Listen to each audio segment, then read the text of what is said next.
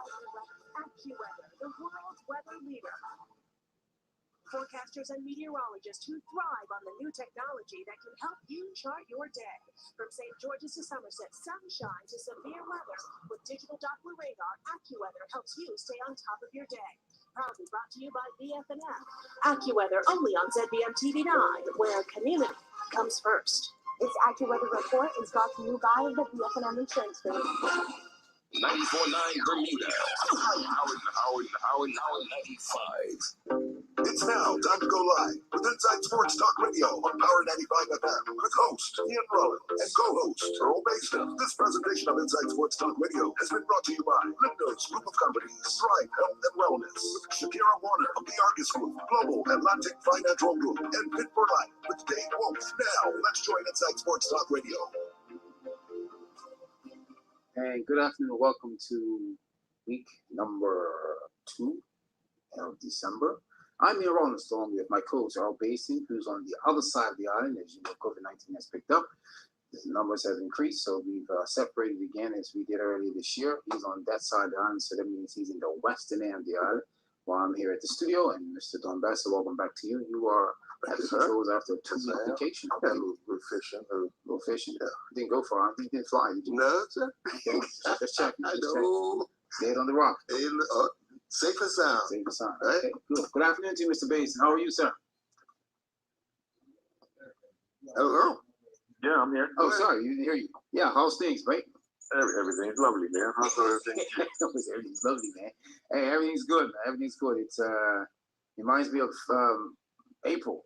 As you know, we went back to this format here, or went to this format, I should say. Now we're back to it, starting all over again. Well, yeah, I mean, somewhat the numbers have increased, and somewhat the numbers of testing has increased as well. So I think erring on the side of caution is probably the best thing right now. Oh, I agree. I totally agree with that, and hopefully that it wakes up everyone again and pay attention to how severe this is, and that those who didn't think we was gonna get a second wave, you have to think twice about it. You didn't have to think twice about it because as you looked around the world, people were getting second waves, and I think this is our turn now. I think the second wave that we call it is the fact that now we're getting more people tested in a short space of time. Back in April, May, and June, we had our people getting tested, but not to the extent of the numbers. If you look at yesterday's release, what was it, 200,000 more people that were tested, 2,100 over people in a day or over a 2-day period. We never saw that amount of people being tested over that period of time, but now you see the numbers, and basically, as sports people as we do, we work on averages and numbers. You realize yesterday's total worked out to be every 54th person that was tested was positive. 1 in every 54th person. Yeah. Right. Yeah. And the testing results and the increase in testing is because, yes, the borders have opened up. Yes, people are taking trips and so forth. And so that's why these testing numbers have increased. Definitely. And they are warranted because we want to make sure that if people are coming into contact with others who are already infected or getting infected, we want to make sure that they are then given the required amount of information to quarantine themselves and to ensure that it's not spread any further. For sure. And then you have also our young, aspiring young people to educate, further themselves in their education in the university, master's degree, and so forth, who are going overseas, right? Oh, well, and returning home from prep school as well. So you got to look at all those factors. Definitely. And the thing is, I mean, the unknown is this. You could be negative on day 1, but positive on day 8. And you could have quarantined yourself your time.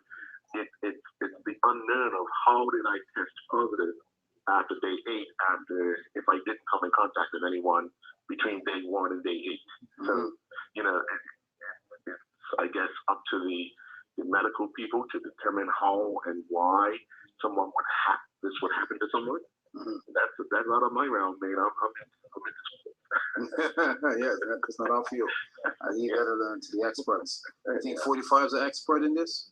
45 is in the world of his ass right now. Trust me. World of his ass. He is still working on trying to figure out how he can still be president on January 21st.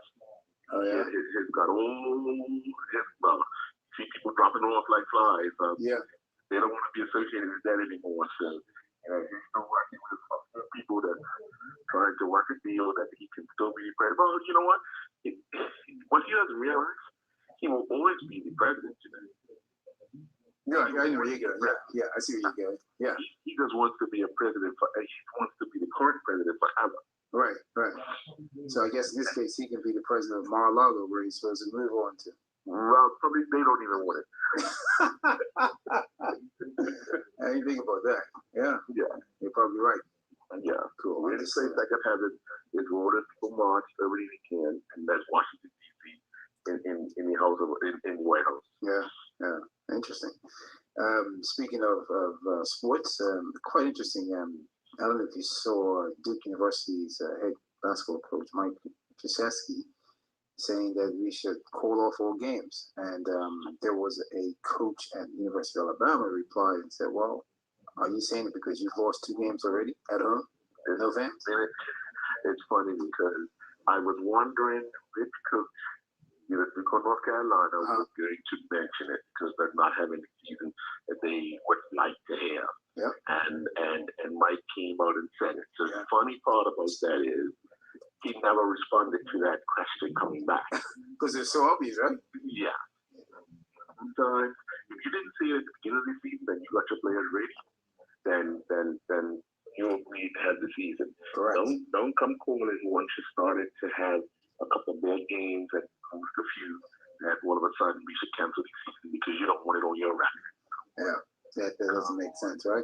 Yeah. Bad sportsmanship. Surprising. I think what the college basketball fraternity has done though, if you notice, if they have a game, say today's Monday, if they have a game on Thursday, and one of their team, with the team that they're playing against, one of their players come down and test positive, they can quickly rearrange a game with a team outside their conference that is close enough to them within their zone that they can play them on that exact same day. So that's been a plus to allow the game to still go on. And you know why it's been a plus? The size. Yeah. The size. That's obvious, right? The size. That's. But I think we had this discussion earlier that college basketball with coaches don't count the cheerleaders. I don't even think they're at games. Right. Yeah. But just the team, the roster themselves, and coaches. That's what 25 great people. Yeah. Right. Yeah. College football, you're going up to 50, 60 people, maybe 70. Yeah. But you don't hear too much about them on Saturdays and Sundays, or even just Fridays and Saturdays. College football is still going on. Yep. Yeah. That's true. Yeah, absolutely. Cool. Well, just let our listening audience know that yes, we do have Larry Musson join us today. As we know, we had him lined up for last week. He got his dates mixed up, so he's joining us today via phone. Won't be in the studio. That will be in the next 5 minutes. It'll be interesting again to see the path he's taken from sports management and administrator to the position he is now in Bermuda. So he'll be joining us today at 5:30, excuse me, 1:30. And then Dave Wolf will be joining us at 2:15 today. And of course, our line's always open for any comments or questions you have for 409 or any statements you'd like to share regarding reflecting the 2020 year in sports. It's been very interesting again. Before we go to commercial break, you see the latest news of Liverpool with Gerard Houllier. Yeah, another coach passing on. This comes after a few days of Paolo Rossi passing on, the great Italian player. Yeah.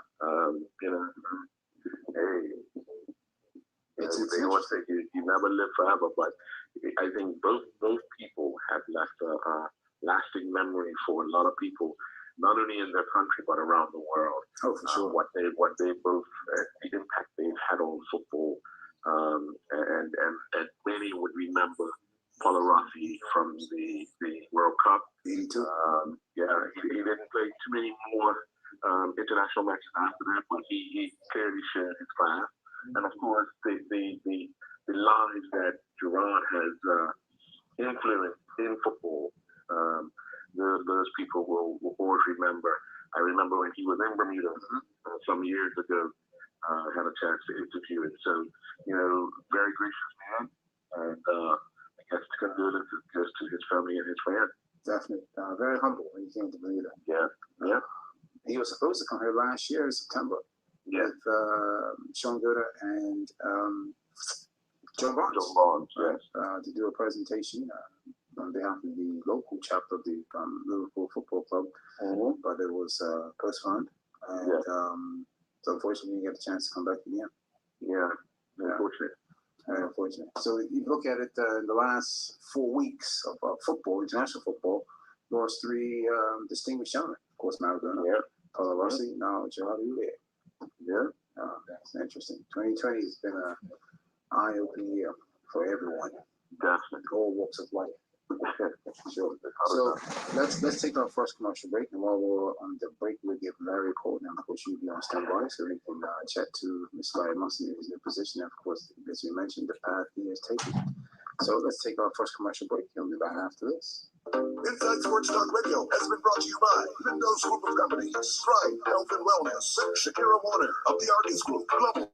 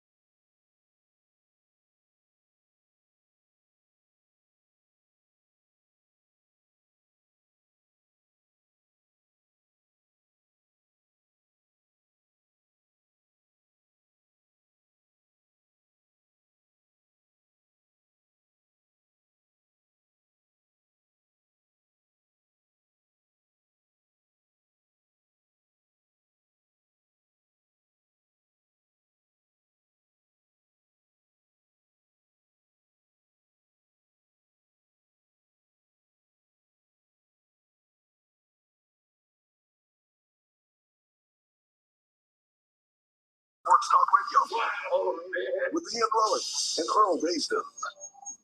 And welcome back to Inside Sports Talk Radio. On the phone with us now is Mr. Larry Musson, the newly appointed community judge in Bermuda. Good afternoon to you, Mr. Musson. Yes, good afternoon, sir. How are you? I am fine, thank you. Just want to let you know that my colleague, Mr. Earl Basin, is on the other line, so of course he has questions for you as well. Right, okay. Okay. So, first of all, again, congratulations on your new position. It's quite interesting, the path that you've taken. Let's start within the sports arena. You were a person coming along playing football, but you was more of an administrator. What drove you to go into the administration side? Because the athletic side was a question to be asked. Well, I think first of all, for everybody that's listening, don't overestimate my football training. Really, listen, I'm still lucky picture. See, I certainly was very interested, and followed football in Bermuda.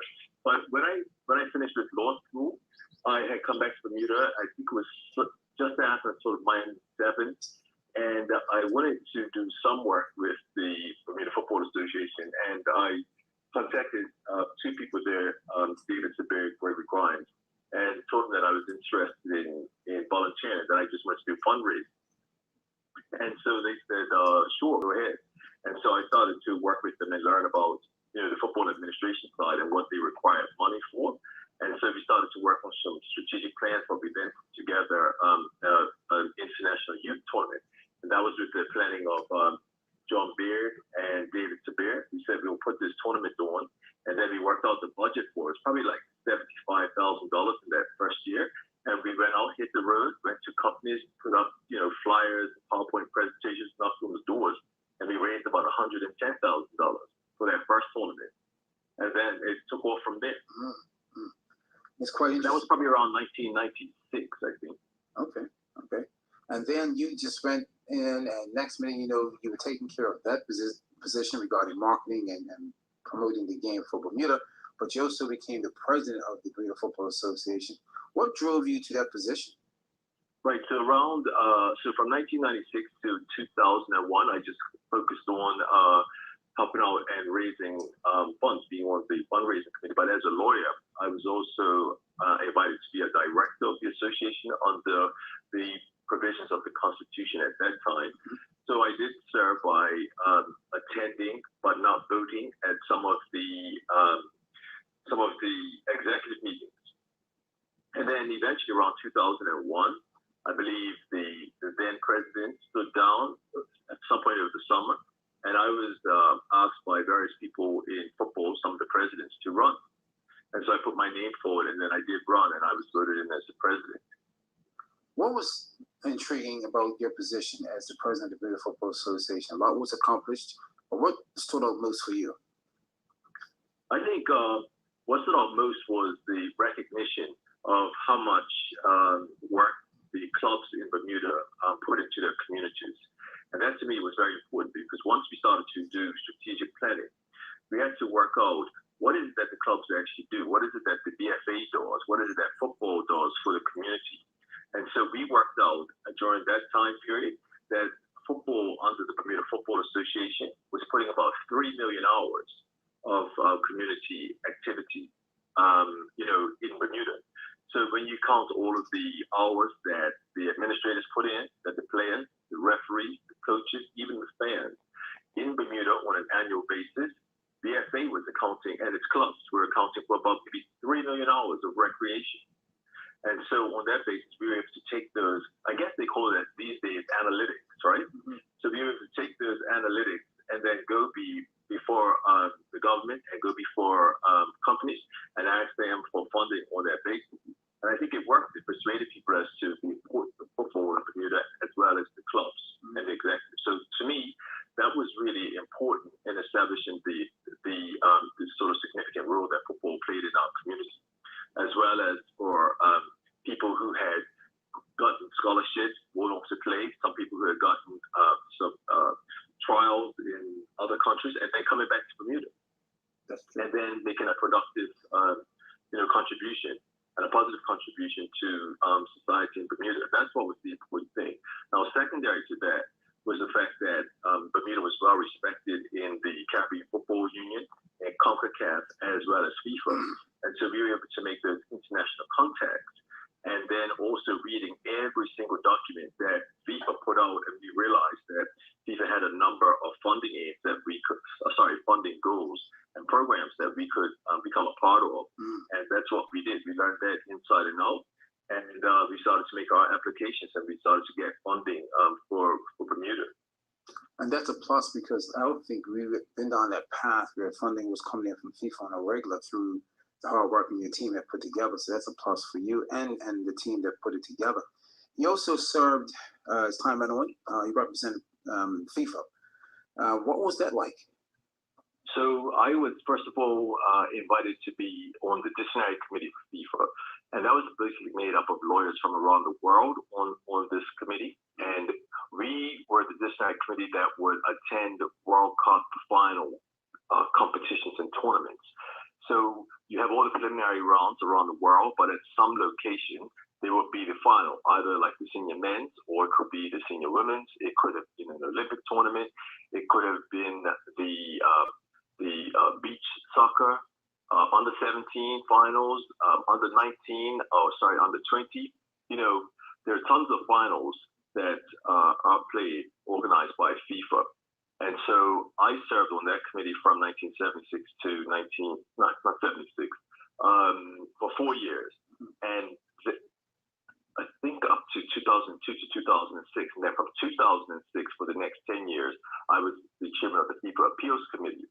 At the time that I started, we were hearing appeals that were basically dealing with football issues on the field, right? Mm-hmm. And then maybe some club issues off the field. And then it spread into ethics. So all of the corruption cases that arose from around the world in FIFA was a new focus, and the FIFA Appeals Committee was responsible for that. So I chaired that committee for a number of years, and it was absolutely fantastic because I was dealing with most of the cases. Now, an appeal was normally heard by about 3 members of the appeals committee or 5. And sometimes I would be flying to Zurich, several times a year to hear these appeals.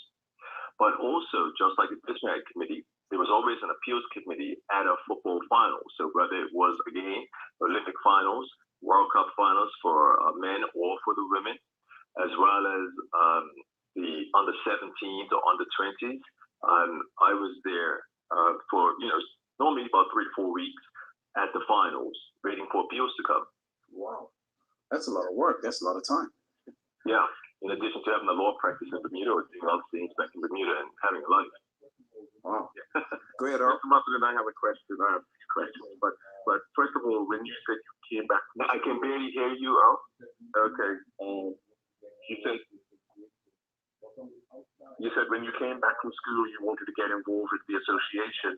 But from the outside looking in and now having the opportunity to be on the inside and now back on the outside, why do you think football gets so much of the negative in the public that the BFA itself is blamed for everything wrong in football in Bermuda? Actually, I don't. I don't think like that. Maybe because I'm always the optimist, right? But I don't think that it gets blamed for everything. I think the BFA, for probably from its inception, was doing a very good job. I've read the historical documents about what football in Bermuda has done to bringing the races together, all the way through to present day with the current executive. They do wonderful jobs. They interact with the clubs. They pass information back and forth. They listen to any grievances that are there. They apply the rules. That is the key thing, is applying the rules on a consistent basis, and then making the best decisions in the interest of football. And that is the sort of the global football. When I say global, I mean global in the sense of Bermuda, the best interest of football in Bermuda. So I never think it gets a bad rap. I think it actually does a heck of a job and a good job at that. Well, okay, so you just explain what they actually do. But most of the time, the general public, everything that's wrong in football in Bermuda, it is blamed at the feet of the Bermuda Football Association. Why? Why do you think? Well, I guess whenever people have a problem, right, they look at the authority that's in charge or the body that's in charge. I guess that's reasonable. But when you actually have the rules and regulations that people did either educated themselves about it, or if they learned about it, or if they understood the judgment that comes out, then I think they can have an appreciation that sort of the right decisions or the best decisions are being made. Now, I know in the BFA committee, they've got a disciplinary committee. They have an appeals committee. They also have their executive. They've got their AGM, their semi-AGM. There's all sorts of ways that clubs can address issues, players can address issues, and then members of the public can tune into all of that and they can learn from it. Yeah, I agree. Based on when you ran against Victor Montagliani for the president of CONCACAF, you shared some of your ideas with Victor. How do you see some of the ideas that both of you collaborated on in the lead up to the election playing out right now? Actually, once I got out of football, Bermuda football, then I also got out of the FIFA football. We're talking about the years 2016, 2017. Then I have really focused on my legal career. I read the newspapers, I see what's going on. I sit on 1 or 2 football committees. So, but what I have seen coming through CONCACAF as well as through FIFA is that they are, both organizations are putting a lot of their resources into supporting football at the national association level. So in Bermuda, that would be the BFA, and similar to other countries. So there is, I believe, more funding, more programs, and that is all very good because, that money that those organizations get comes really from marketing and merchandising and monetizing football. So I think it's a good.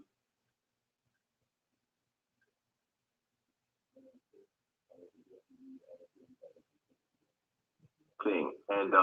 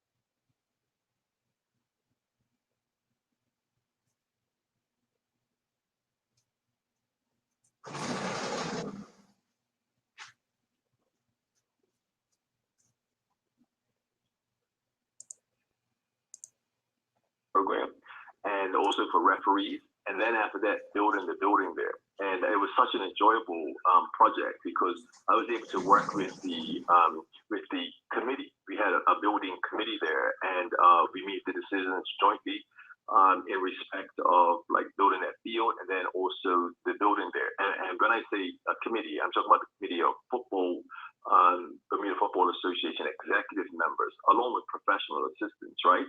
But we made those things happen. And working together was really great. I used to go to work mornings. I'd stop at the field. I'd have some construction boots in my car. I would walk the premises, development, the construction boots, put my work shoes back on, suit, go to court, pop back up to lunchtime, construction boots back on, the same thing after work. And you know, it was really great to see it happen. And whenever you drive across those headquarters today, first of all, they look magnificent. Secondly, it's a nice place for the wonderful staff that they have there to be working out of, and then the coaching staff, and then all the players out there on the field, and then the spectators that come there as well. So I think it's well maintained, and it's well used, and I think Bermuda can be proud of it. Yeah. Now that you have this new position, how does that reflect on you as a former president of a institution in Bermuda? My position as a judge of the CIS court? Yes. Well, I think as your position as president, you basically touched a lot of households. Dealing with football, not necessarily bearing everybody's name, but you get familiar with faces, you get familiar with this household kind of thing. So how would that reflect on your time now expected on the bench? Well, you know what? When I was the president, probably like everybody else, I would go around to all the different clubs on a Saturday to see the youth games, on Sundays to go to, the different games that we had there, the Premier Division and also the First Division. So, you're just getting out there talking to the referees at the games. You're standing there in the rain with them, right? You're talking to the spectators, and everybody thinks you're the complaints board, right?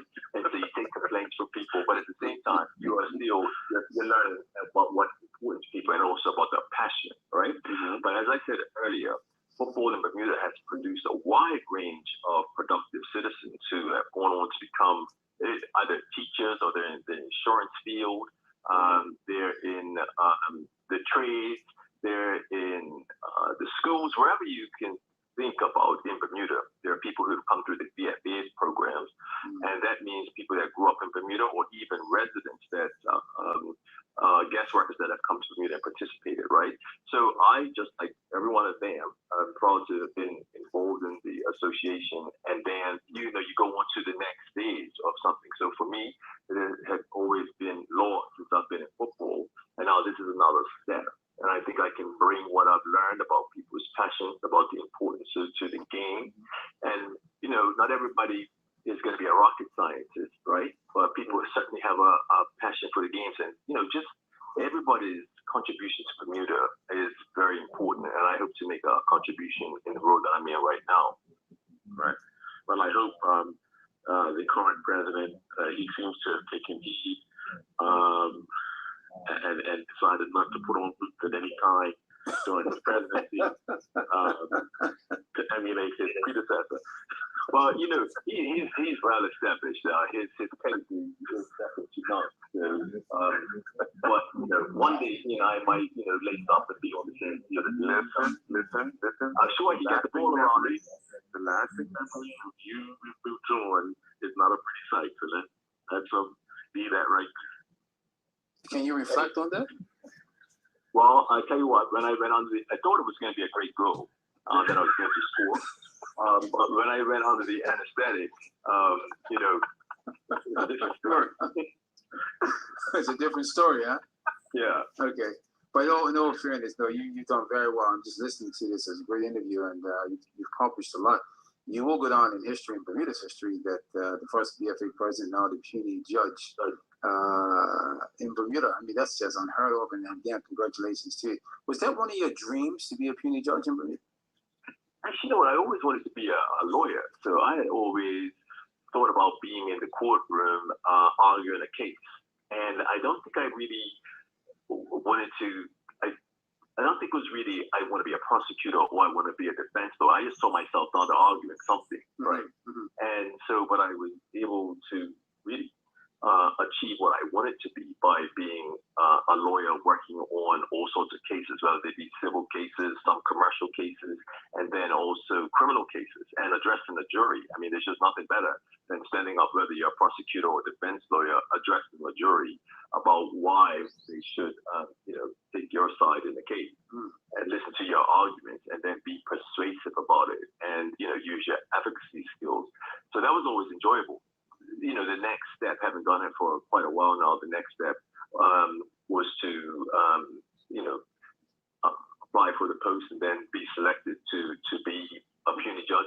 I think it's, thus far, I've been doing a few cases and getting into a number of things away from the criminal side, because most of the things I might be conflicted out of. But now just dealing with some civil and commercial things, and it's really interesting as well. I'm enjoying that. Yeah, you've definitely taken a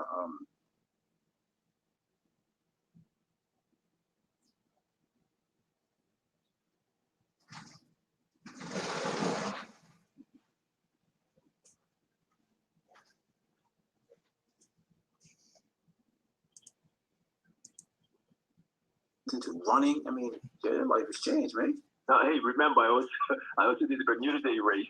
Sorry. Let me get it correct. I forgot about that. All right, Bermuda Day race. All right. You know, but hey, I did that race probably 20 years ago and did a time of 1 hour, 29 minutes and 30 seconds, right? Now, I threw that challenge out to a few footballers, right?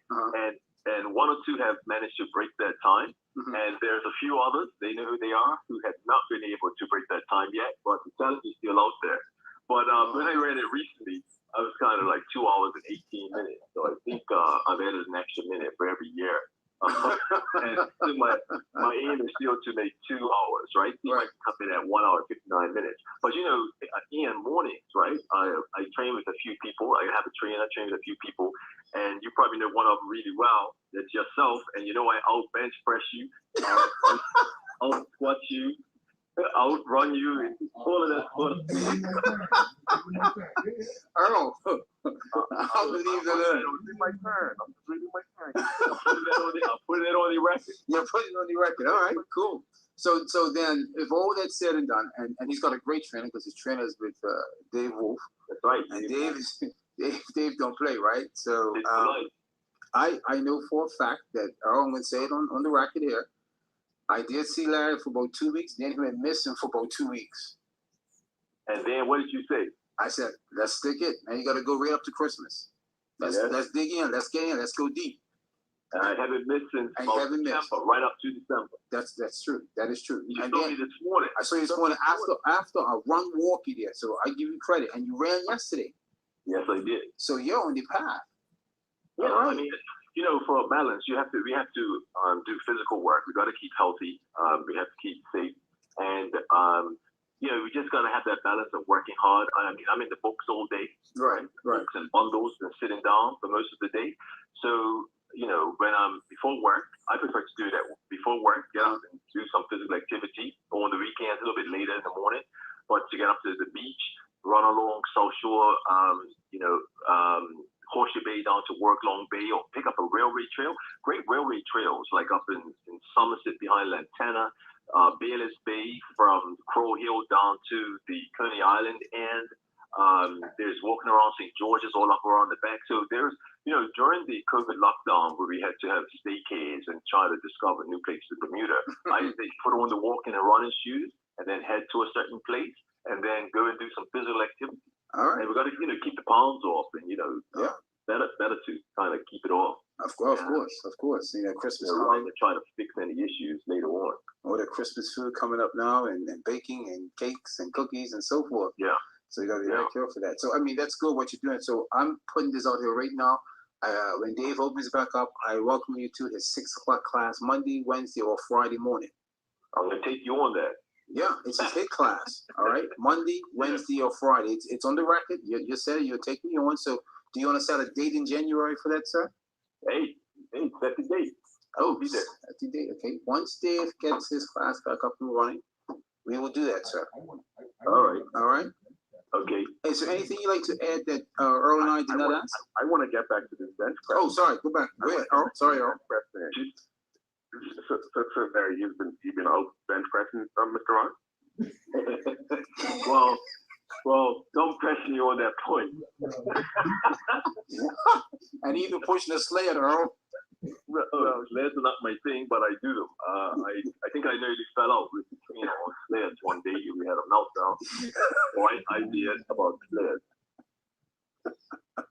All right, I'll leave that. But when I see Earl, there's one thing I would say. When I see Earl, sometimes he's on the street and I stop and I'll give him a ride, right? Right. So Earl gets a 15-minute interview, and then he takes my ideas and he goes and he runs them as if they were his own ideas. But that's okay. That's what he does? That's not Earl. Earl don't do that. No. Yeah, I understand the 15-minute interview. Yes, and you're giving him information. And yes, he's passing on to the public. But you discuss. Yeah. You're funny. But we're talking about sport, right? Right. Wasn't it fantastic about the young player that made his debut this past weekend, right? Yeah. I mean, that's absolutely fantastic. So I want to say, was he part of I think he was part of the Brazilian football school, so, and maybe other clubs as well. So to his parents, I definitely want to say congratulations to them as well as to his club. So, to see young Bermudians overseas and getting opportunities like that is absolutely second to none. It shows really the power of football and really the power of any sport, because sport is so important in Bermuda. We have all the different national associations, and I know there is an association of the national associations as well as the Bermuda Olympic Association. And most part, you have endless number of volunteers that are working hard in the sport of their choice that maybe their kids are involved in or that they came up through. And I just, if I can, give a shout out, I definitely give a shout out to like the volunteer of all of the organizations, no matter what sport it is, or even what community club it is, because without the volunteers, right, a lot of it would not be able to be done, because volunteers, and busy people get things done. They bring their knowledge, they bring their expertise from their jobs, whether it be financial or administration or actually the coaching itself. And volunteers make a huge difference. And I encourage people to be volunteers all the time. Just don't sit on the side and run your mouth. Actually get up and become a volunteer and participate. As well as sports journalists. I think I've been treated fairly recently by sports journalists over all the years. I probably rarely said no comment to requests for interviews or about issues, but sports journalists do a very good job in Bermuda by getting the message out also. There you go. And be fair. And we thank you for that, sir. And we thank you. Yeah. We thank you. We sincerely thank you for that, Mr. Mossin. No, So, one thing.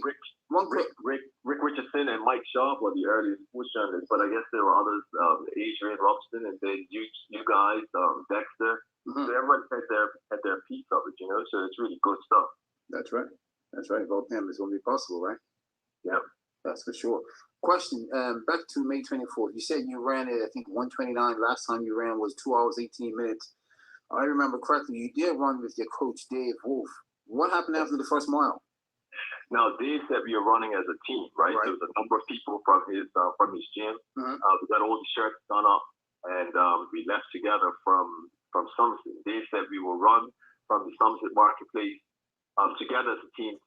And when we get to Burns House, the top of Burns House, then people can push out. Mhm. Well, I last saw Dave at about 3 minutes into the race as we were getting up by St. James Church. That was the last I saw Dave. The next time I saw him was about 2 hours and 58 minutes later. When I crossed the line, he'd been in about half an hour or 40 minutes before me. But I'm going to beat him the next time. Don't worry. I will beat him. What? You mean by car? In the Hey, why not? I can beat him. Okay. All right. I hear you. I'll look out for Well, you. I can work on beating him. How's that? That sounds more realistic. Working on it, train for it. Yes, I applaud you on that. You can join us Wednesday morning. My aim will be to do 2 hours. If I can get across the line in 2 hours, either from St. George's or Somerset, then fine. But St. George's seems to be a little bit more difficult than Somerset. I think I prefer the Somerset race. Oh, okay. Fair enough. All right. Again, thank you for your time, sir. It's been a pleasure having you on for the last half hour. It's never a dull movie with you. Always bring excitement and joy to us, and we look forward to having you on again one day. Yes, indeed. Any comments for him, Earl? Questions? No. I'm just enjoying. I'm hearing this gym talk and trying to get to Somerset in 2 hours. Yeah, Earl's gonna let me have. You know what? Earl's never commentated on me when I was running the race. I think he was way up in front. He never got a chance. At least you know why. I see you come here. Oh, yeah, that's fun. And believe it or not, I see you on the screen. So, one thing about Bermuda, you can't hide when you train. You have to do it out on the road side. So, yeah. So you're saying, Earl, when you're seeing him come in, we've already signed off over here there. Yes, you have. You go to commercial or whatever. You wrapped it up. Yeah, we wrapped it up. Okay. Yeah, very rarely did he say no comment to journalists. All right. Well, I will beg you guys to remain on air for 2 hours and 5 minutes. Oh, no, I thought it was 2 hours. Yeah, well, give about the interview. I got to give you an interview after I get Okay. So I'll come across the line at 1:59. That's my friend. I'm going to do 5 minutes to catch it back. It's going to be a little longer than that. All right. Well, stay on here to at least catch me coming across the line. And I put that challenge out there. People see me train the shutout and just shut out 2 hours. And then, as I'm running the race, keep me on 2 hours. Oh, Now, sure. it's 2 hours on race day or just 2 hours completing the course? What are you trying to do? No, it's on Bermuda Day race. Finish that race under 2 hours. So 1 hour, even if I make 1 hour, 59 minutes and 59 seconds. Okay. All right. We'll hold you to it. And all on your strength, right? Yeah, well, how else? Some people might decide to get a little pedal bike and take a few heels on the pedal bike and then get off and run again. The electric bikes look very good at parking the electric bike at the bottom of Burns House. In Baruri, they will come in quite nicely at that point. But no, I have to be a person of integrity and honor, so I have to run the whole race, take my the credits or the slams that come with it, No, I applaud you because I've never run the race and I have no intention of running. I'll be honest. I applaud you on that. Sounds like a challenge. I think you should do it. I worked that day, so that's the reason. Right.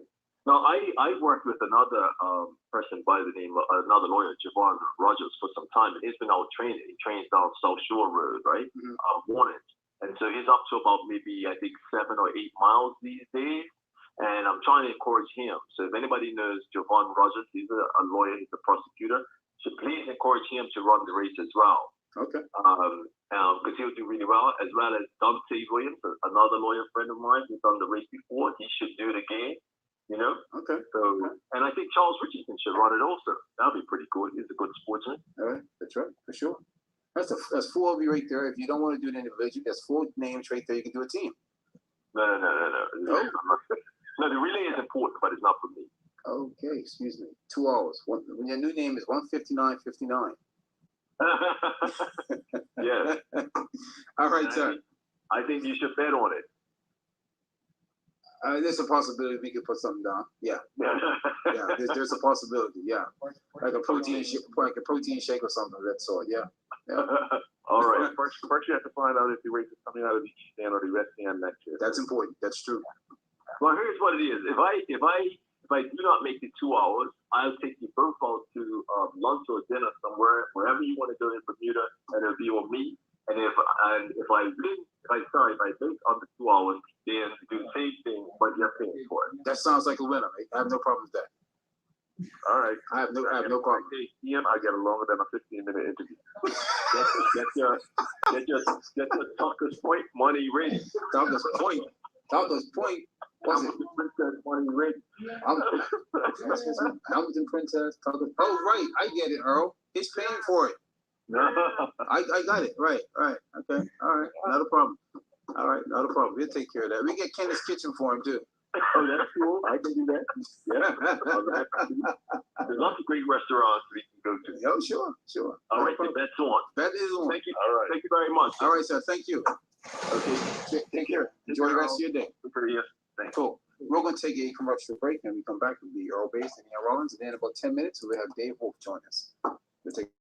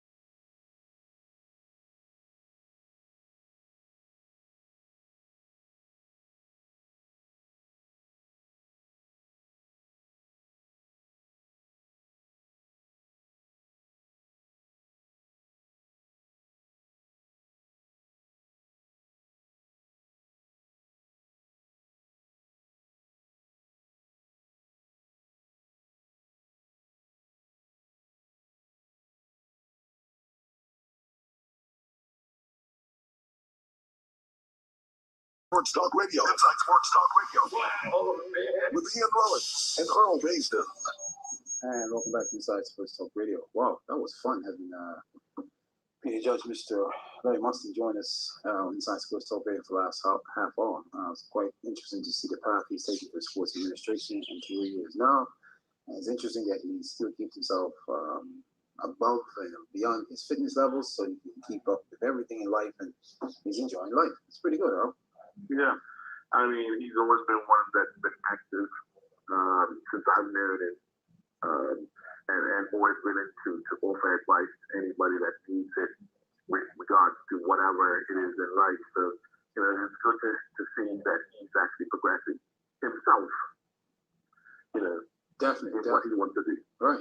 And like you said, he's always been a person that always wants to share and give something back and advise you, whatever the case may be, in the most professional manner, and gives good advice and encourages people, male, female, whatever it may be. And it's just a good person to be around and work with. Yeah. I mean, you had the distinct pleasure of working under his administration, so you would have some insight as to how he administered as a leader, throughout his time. I must admit, one thing he did very well was communicate. And he communicated in the most professional manner. And he dotted his I's and crossed his T's with his meetings and his administration skills, and it worked out well. And so it was a pleasure working with him. As he is now, he was back then 8 years ago, 10 years ago. Just a pleasure working with him, I'll be honest. Regarding his weightlifting, yeah. Well, he is not able to defend himself, and he made a statement while he was on that I didn't see you refuse to. Well, yeah, that's a good one. That was a good one. But he did take the challenge that he has to do it in 1 hour, 59 minutes, and 59 seconds, and if he doesn't make it, you treat you and I to lunch or dinner, whatever the case, and if he doesn't make it, vice versa, we take him to lunch or dinner. So I just know in June we're gonna be all right. I like how you word that one. We'll be all right. I have no problem. Yeah, I know he's out training hard. Again, he was out running yesterday, right?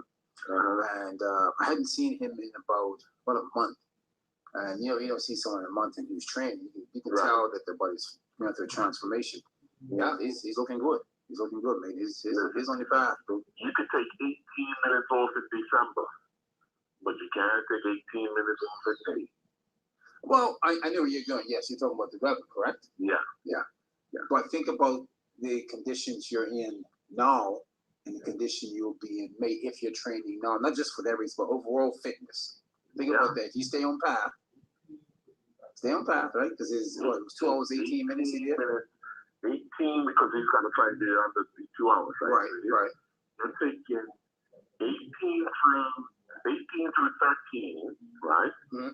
That's a minute and 20 seconds per mile? Yeah. You might be able to do that the first 3 or 4 miles, but then that as the day draws on and the minutes kicks in, that goes up to maybe 2 minutes per mile added on. But be mindful that the race is supposed to start a half hour earlier this year. Right? That makes a little difference. That half hour.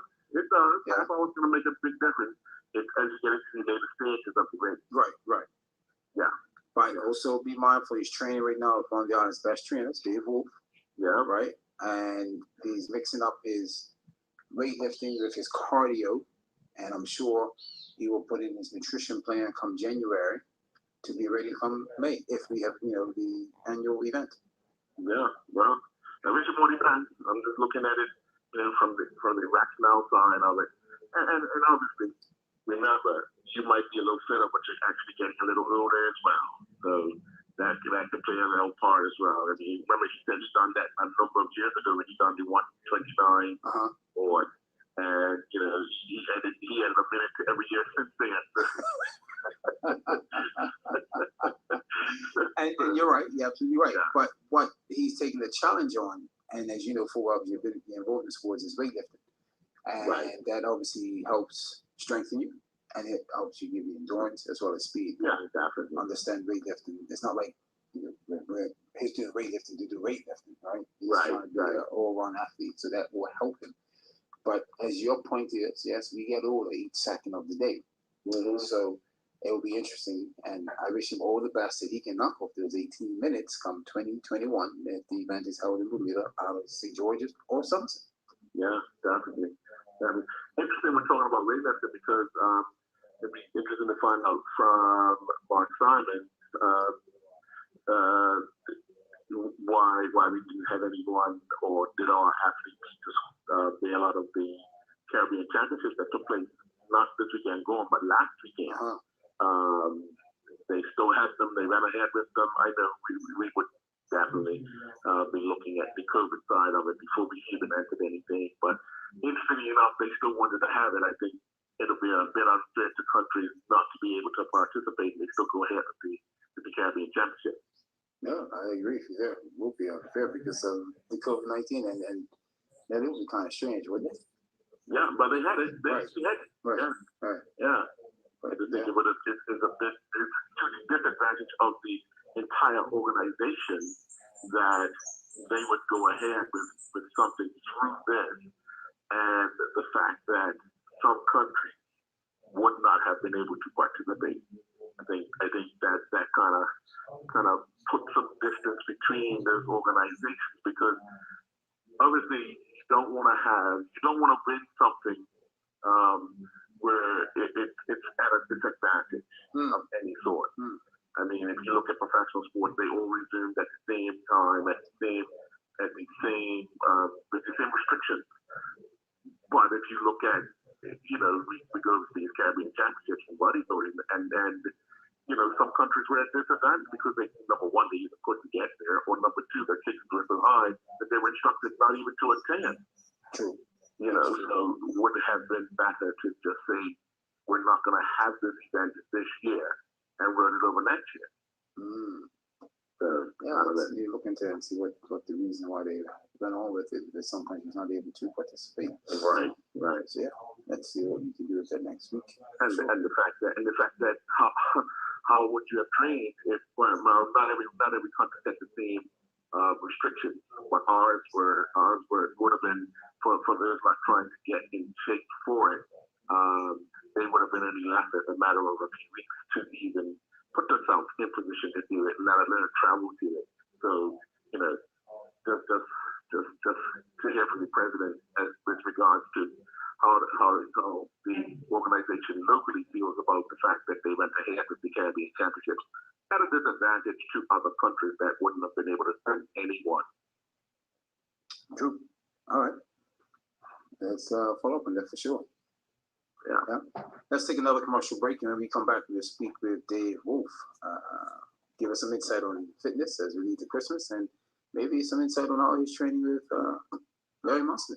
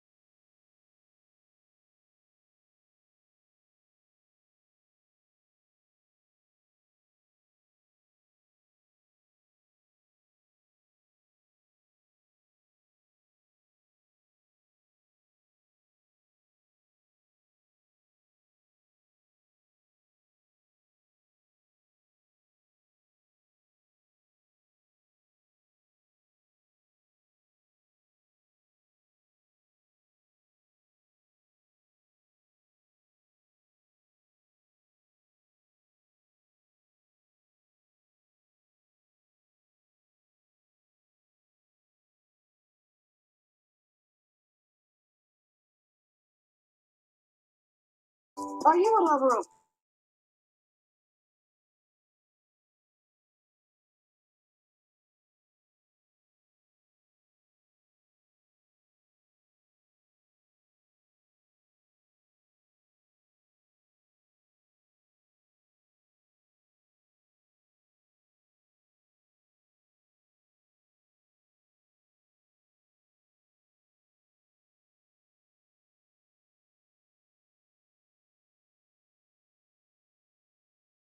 We now return to Inside Sports Talk Radio. Inside Sports Talk Radio.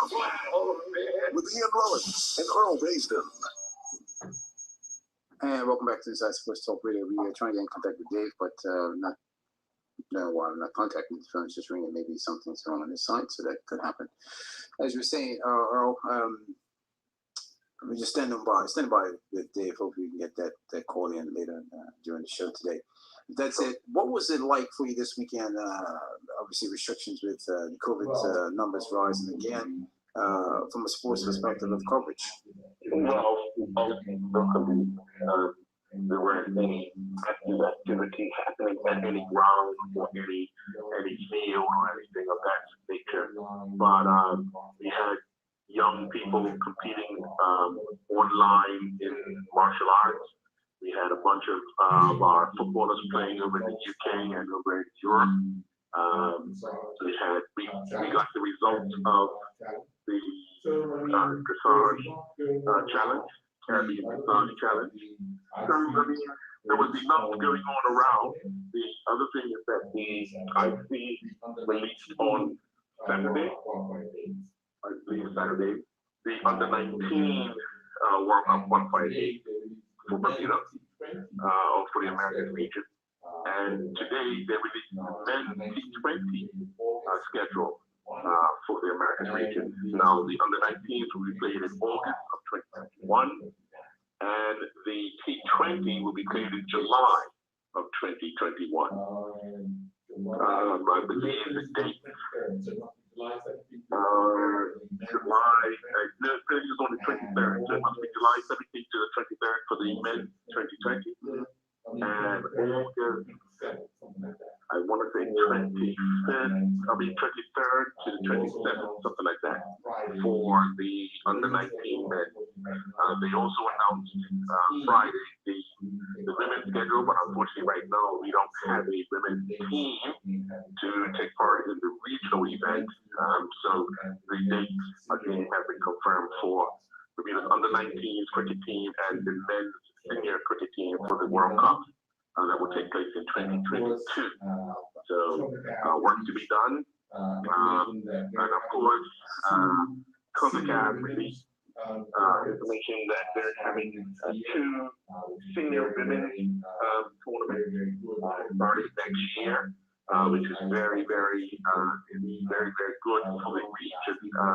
As I got a chance to speak with Karina LeBlanc last evening, who is in charge of CONCACAF women, she indicated that this is a stepping stone for our young ladies to stay in the game.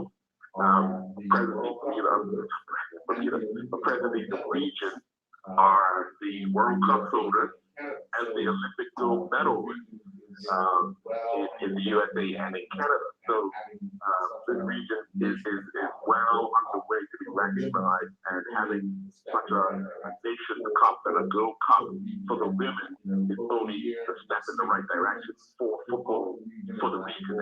And over the years you'll see improvement throughout the region, and that it won't just be the USA and Canada, although they have the funding and the players to do so.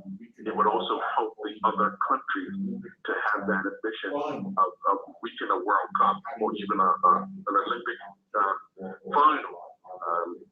But having those matches would actually increase the opportunities for our girls here in Bermuda too. Wow. So basically what it sounds like, a lot of things have been long term, meaning what's going to happen down the pipeline in the late summer of 2021, excuse me, and 2022. Definitely.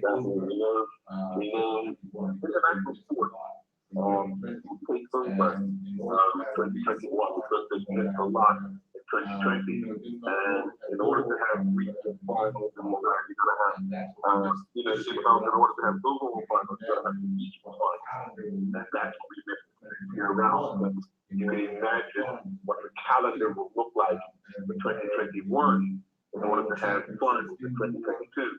As you heard, the World Championships indoor, the finals have been pushed back to 2023.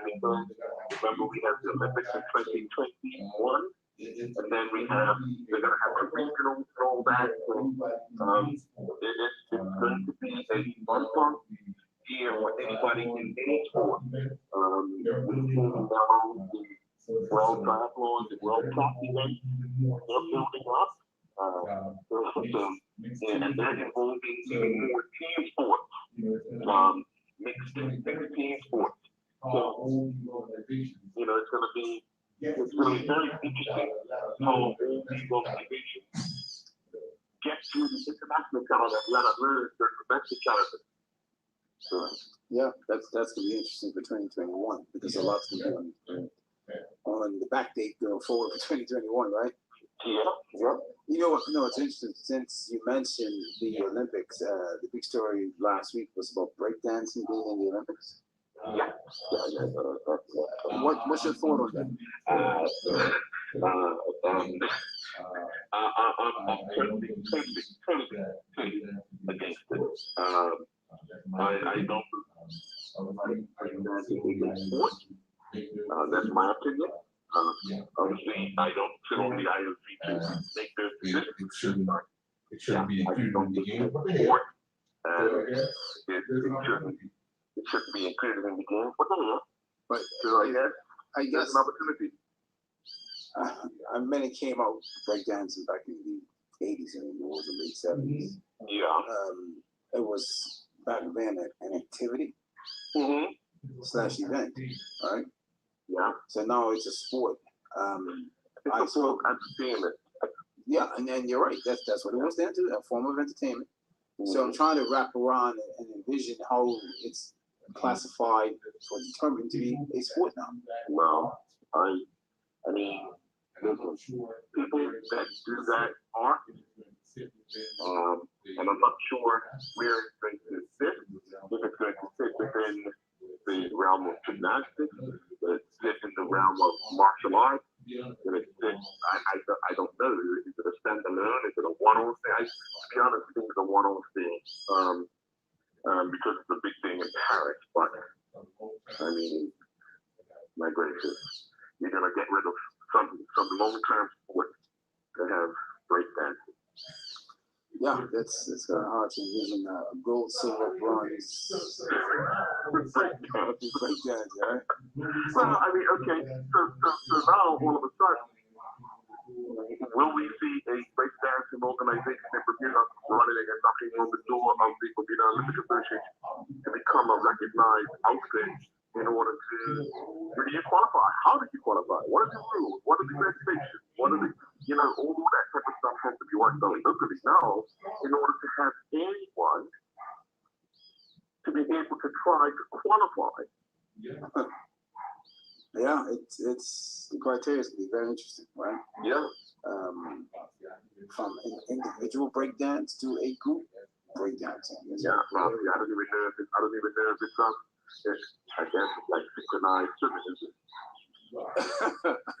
At least in synchronized swimming, the challenges that you're in the water. Well, yeah. Right. I have obviously. Yeah.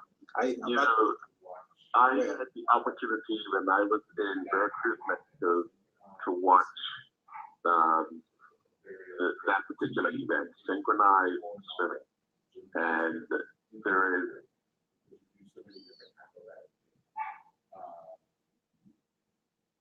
To watch that and see how they actually perform. I was amazed to watch it.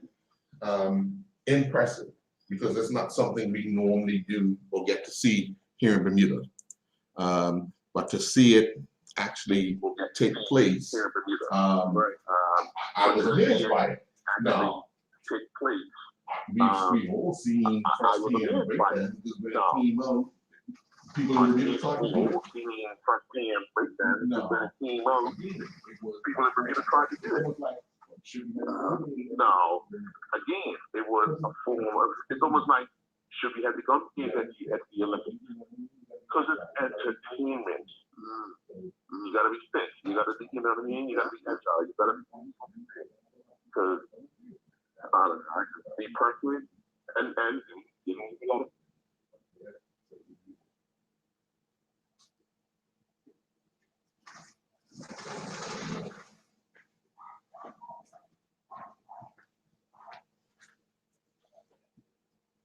yeah, I think it will be. I don't think the next group or the next country. Because remember, you I think it will be. I don't think the next group or the next country. Because remember, you have the basic event, and then a country that is the host gets an opportunity to allow 4 other events here, and that's how breakdancing got in. As you know, next year we'll see softball and baseball back into the Olympics. And funny enough, a story just came out today that India is now working with the Olympic Committee in Los Angeles to see if they can get men's cricket into the Olympics in 2028. They are working together. They can actually pull it off. So That's interesting. and to see how that will work out. I'm kind of surprised that it would be India working with the United States and the United States working with the ICC. Yeah. That another commercial break, and we're glad we can chat a bit more. We can actually recap on what the season's been like for 2020. So let's take a commercial break and we'll be back after this.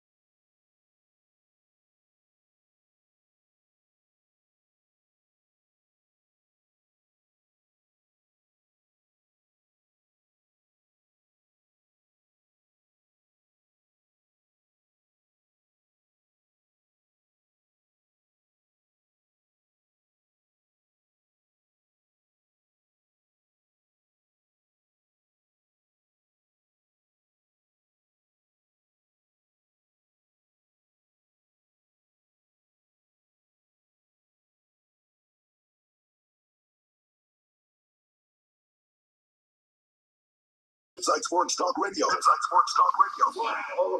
With Ian Rollins and Earl Baisden.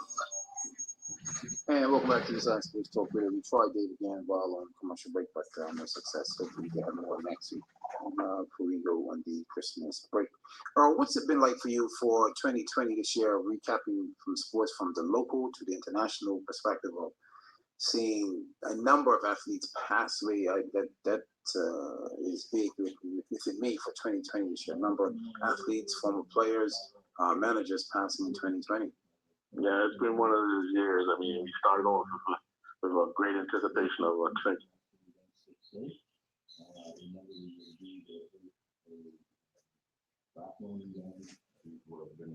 Part of the you know, but no day is guaranteed to anyone. No minute is guaranteed to anyone. So when we start to talk about the people that have no minute is guaranteed to anyone. Let me start to talk about people that have going on. You know, it's unfortunate that they are not still with us, but they will be with us in spirit. For sure. For sure. We've lost a lot of stalwarts in this country itself through sport, and again, condolences to their families who and their loved ones who have gone through such hardship through the year, and not just with them.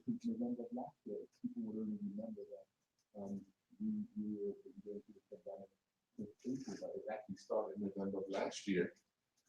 We started to see some fallout, and then here we are in December of another year. That this pandemic has actually sort of changed the world. That this pandemic has actually sort of changed the world. Yeah, and it is, and you're absolutely right, because look what has transpired during the last 12 months. Yeah, right. Definitely. A lot. And I'm just talking from the sports side of it, and it's affected everyone from whatever sport, international, locally, domestically, from golf to cricket to tennis, to track and field, to you name it. It's affected all our sports, and it's like wow. And then the part that's interesting that also was intriguing for me was that when they start to open up, this use the word borders, and try to bring some resemblance back in for the year, they said how important sports plays in various countries throughout the world. How important it is, and I knew from get-go important how sports is, because it plays a tremendous role on and off the field, and it sets people's agendas. I was out yesterday and see numerous cyclists cycling, people running. Again, this morning, same thing, people running, cycling, taking advantage of healthy living into the various gyms and running hills and so forth. So it's interesting what sports plays. And again, you and I knew that from Jump Street. That's why we like sports. Right? It's just something that we don't want to lose.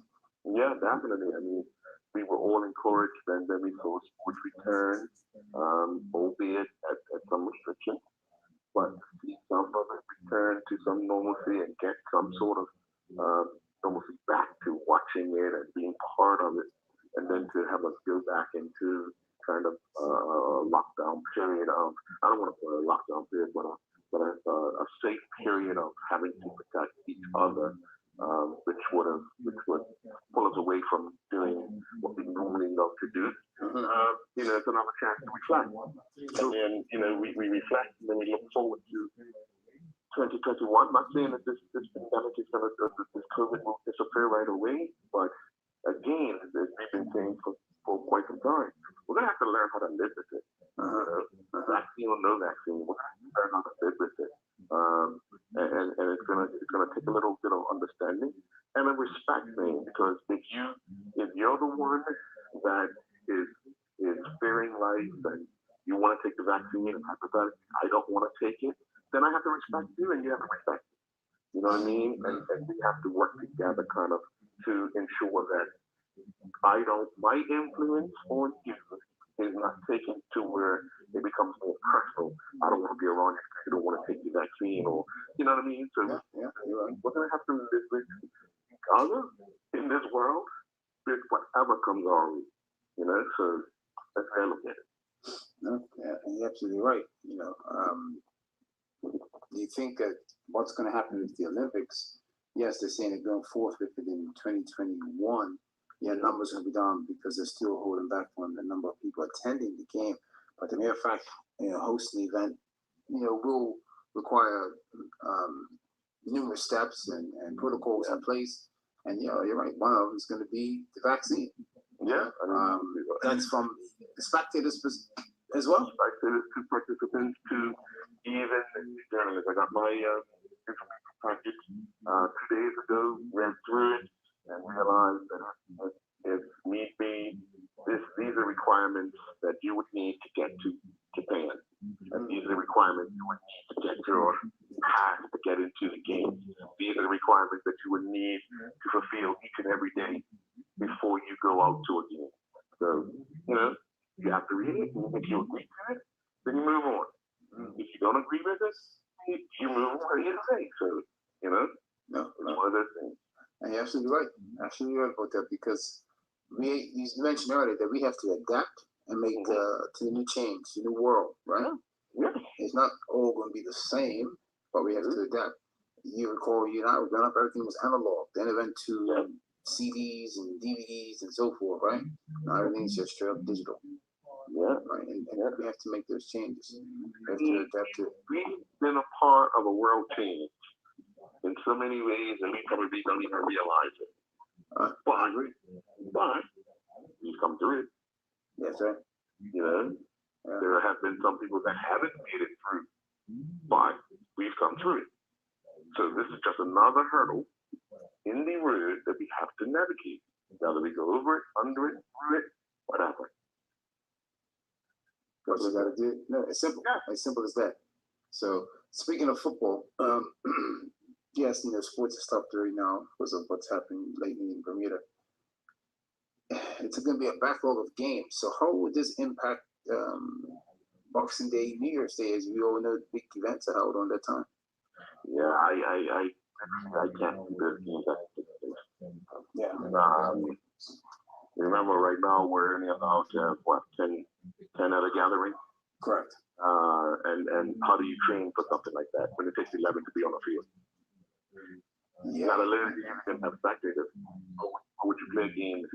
So I can't see the association, even if they were given the go ahead to allow football to start a game after the 22nd.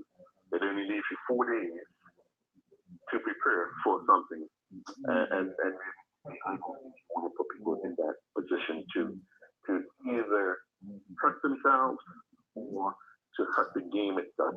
So I honestly don't think that those games will be cleared. Now, with regard to the games missed, because we would have missed last week, we would have missed this week, and then you would have had the quarterfinals next week of the Friendship and Shield. Right. If they're still going to have those competitions, because actually the Shield and the Friendship, if you're not going to have the final 1 year, then you could actually say, you know what, let's scratch this one for this year, and let's just make up the league games because there's only 2 games you have to make up, and you figure out a way to do that. Okay. So you're basically saying there's going to be no cup games over the holiday. As it looks, I can't see it happening, and I agree with you. Do not get me wrong. Yeah. Because of what's happening, and one point is important. You mentioned that trying to get teams back out and play. Those guys are not going to be in the same shape they were 3 weeks ago, two weeks ago, right? No. As you know, your body, yes, gets rest, and you need that. Yeah. So to rev it up, get it back in shape in that short span of time, a number of injuries can come out of this, and you don't want that because coaches be complaining, I've got 2, 3, maybe 4 injured players, starting players that are injured, and yes, my bench needs to be careful because I don't have no other subs besides what I'm working with. And you also must look down the road and say, remember we have international competition coming up in March. That was revealed from the band. Right. So, we're going to have that very soon as well. So I want to make sure that you give those players the opportunity to be healthy and fit and not just, thrown to the wolves kind of thing. So it's going to be a lot of planning going on. Well, you remember we had the competitions committee chairman on Shannon Burgess, and we said to him, I think it was in September, that this is going to be a challenging year. He said, yeah, it's going to be a challenging year. So said, so done. I remember that conversation because he said, if we have to have a stoppage in football this year, it's going to create another big problem. We've had the stoppage, and we've now created another big problem. And it's not their fault or anyone's fault. Oh, no. Yeah. We just, the biggest problem is we don't have the field capacity, the field with the lights to do things when we want to do things. That's our hindrance right now. If we would have had maybe 3 or 4 fields that had lighting, we can possibly speed up things. But without that, you only have the AA and the National Sports Center right now that are conducive. What do you do? Do you then turn around and have a little bunch of games at the National Sports Center because you can use the North Field as well as the main stadium? Or do you just week by week throw in a game so a team could be playing Sunday, Wednesday, Sunday? How does that work? How does that look? It would be a lot of sit down and discussions with clubs, with coaches, with administrators, how this would all work out. And the point is right. Well, the date you mentioned that if government makes these to go ahead, gives the green light from December 22nd. As you know, Boxing Day is 4 days after. 4 days after, right? New Year's will be 7 days after the 25th, right? December. So, wow, I just can't see things being turned around that quick. No. Right? And again, injuries and backlog games is going to be very challenging. Yeah. So maybe a quiet Boxing Day, New Year's Day on the island. Yeah, listen, there's an opportunity. If we're allowed out, there's an opportunity to have what we grew up with, the neighborhood. Oh yeah, neighborhood games. Yeah, if the numbers are there, if we allow the numbers, yes. Numbers. We grew up with, Wellington playing, Select and downtown, all that type of stuff. Because that's what our entire community. Right. But be mindful of the numbers. So you may say 20 or 30 people. If we're permitted, there's an opportunity to have those back in the four. But if the numbers don't permit it, then you simply just relax yourself. True. Okay, let's take another commercial break. We're going to break for a minute or two, and then we come back and we can wrap up for this show for today. We'll be back after commercial breaks.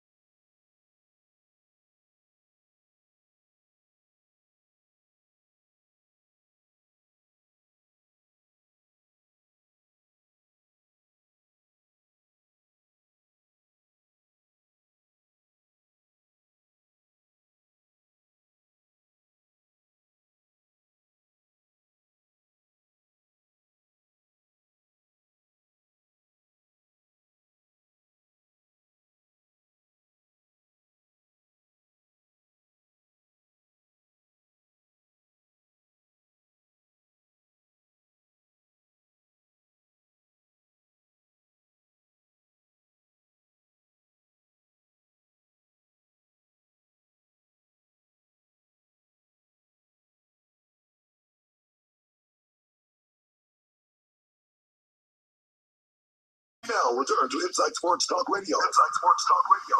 Oh, man. With Ian Rollins and Earl Baisden. And welcome back to Inside Sports Talk Radio. Earl, before we wrap up, it'll be enough to see how Liverpool did this weekend. We'll discuss it, huh? We need to see how they got Fulham. Yeah, I got a point as opposed to no points. You got Fulham. I got Fulham with a point. Where's Fulham in tennis? Bottom three.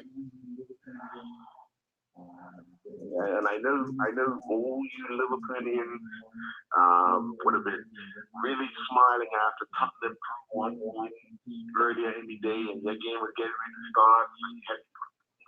Happy and ready because you're going to be the league leaders at the end of your game. And all of a sudden, in the first 45 minutes, it's done. First 45, I think it was done 27th minute or 27th. Yeah. That's how you're still done. Yeah. So,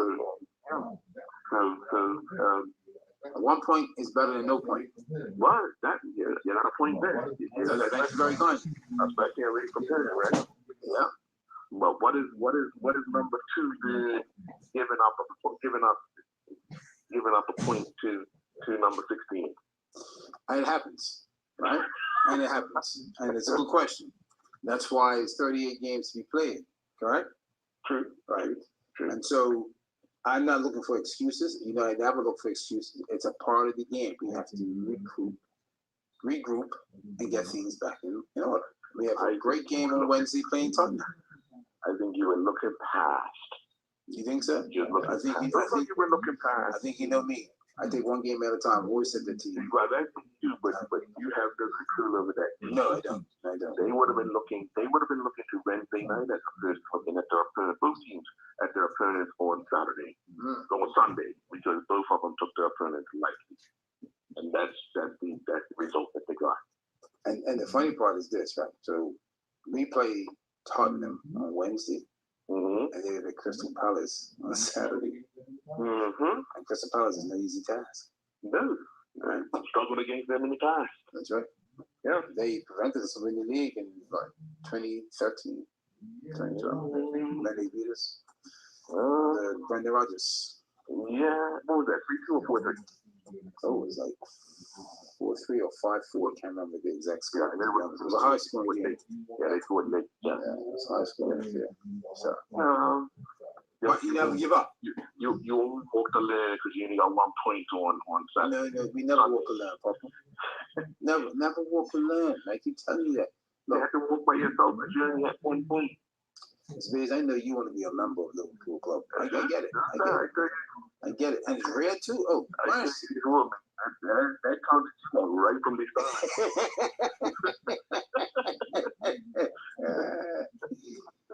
I know you like that rare. What's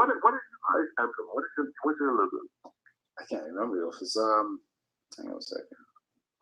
Yeah, I had it right here. It's here we go. It's like a peacock. You ever seen a peacock red? Yeah, Liverpool's. Just checking because I said, I'm a. And what's yours? What's your emblem? I don't have one. There you go. I don't have one. There you go. That's what I'm saying, bro. I know what you want. You want to be a part of Liverpool, right? Right. I spoke to Daryl Talkman. He was like, "Well, what? Earl joined Liverpool." No, sir. No, sir. No. I tell you before, the fact that you were red has gone to me out right from the start. That's why I do it to you. You know that, right? Yeah. A little red and blue. A little red and blue. Have Liverpool ever worn red and blue? Yeah, it has to be just for Liverpool, yeah. All right.